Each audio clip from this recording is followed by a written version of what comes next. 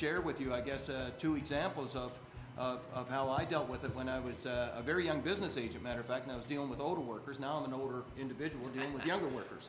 But when I was a business agent at the shipyards, I had two experiences that, and one was very large, but the smaller, the individual one is impactful for me.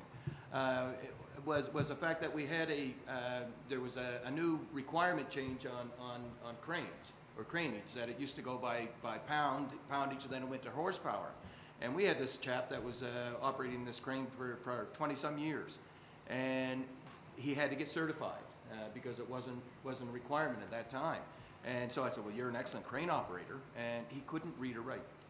And we arranged and met with people and had a verbal certification done for him, and he worked until his retirement. And the other is, and with all due respect for the post-secondary education process, I think there's other opportunities that we have to look at with the help of our community colleges, because we did that when there's a huge skill shortage in the shipbuilding, ship repair industry, and then it was like through vocational schools up on Lead Street and whatnot. We actually took entry-level workers.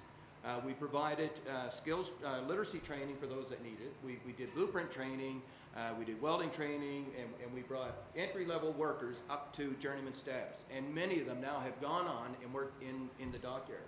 And we did that with workers that recognized that they couldn't go out when they were laid off to take a training program because they didn't have the literacy skills. And they contributed some. It was the employer paid some. We had some out of Human Resource Canada, I think it was then. And the workers generally did about 2 hours of their own time a day while doing that.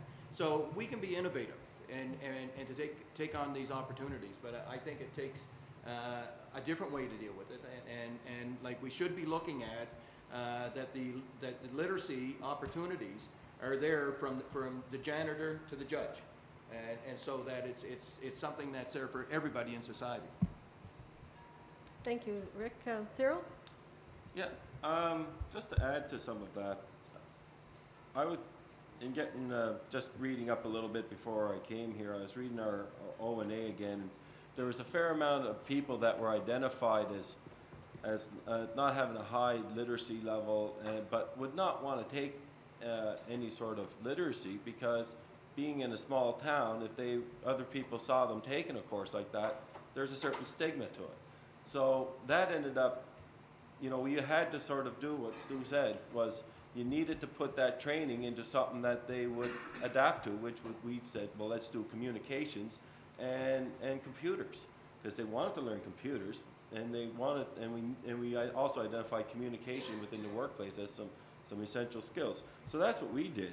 So, but that still remains a stigma in our small town. Like, how do you get people out to upgrade their level? They don't want to be seen, oh, there goes, John and Joe, they're going off to that course, they don't, they're embarrassed, and you got to somehow overcome that. So that's one of the things, and I don't have an answer for it, except maybe what you said, and sort of like, putting it in a whatever meat sandwich. But the other thing I wanted to talk about was that we're right in that situation where I'm seeing that some of the work that we're doing now, the train has left the station, and we better hop on board and get on with it, because if we don't get our workers up to a certain level, people are going to be asking us to do things that we cannot do, and it will go somewhere else. It will go to whoever is ready to do it, and that's something. I had a meeting with my staff yesterday, and that's exactly what I was telling them. We have to get ready for this. We have to be ready so that when the upswing comes and work comes back, if we're not ready to do it, someone else will be, and that work will go there. So that's very important. Another thing, one last thing I noticed was something on, in going through some of these papers, was the School of Access, which was through the community college, which as a business person, never heard of it.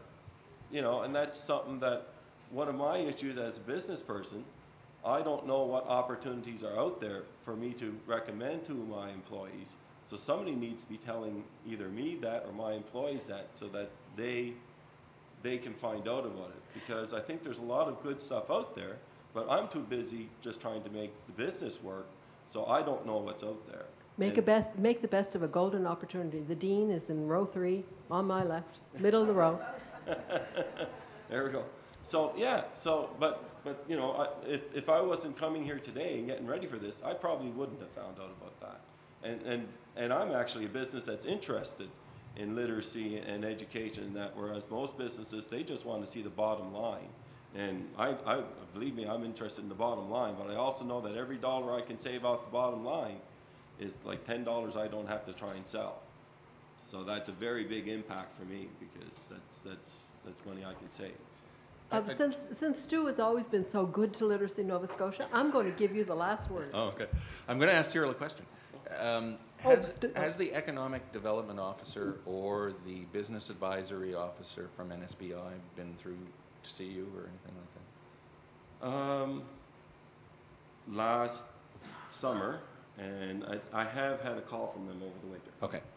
The point I'm making here is that yesterday we met with the chair of the board of NSBI, who is, we are working towards a deal to have the business advisory officers who are out there across the province from NSBI, as well as the economic development officers that are out there from ERD, that's the Economic and Rural Development Department, be our marketers for the programs that we have to offer through the Skills and Learning branch and in Maine, but also some of the other issues or programs that we have with labor and the labor side of the house.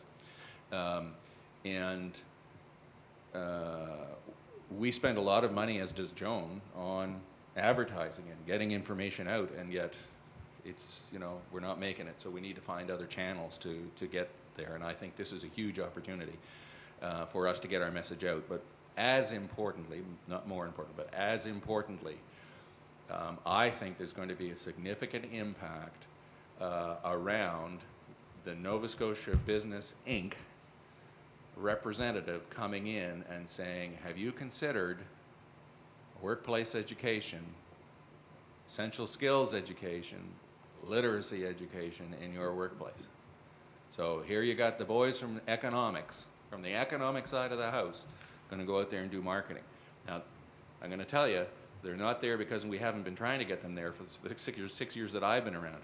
They're there because they've finally seen the writing on the wall. So I think it's a big move. I think it's a big change.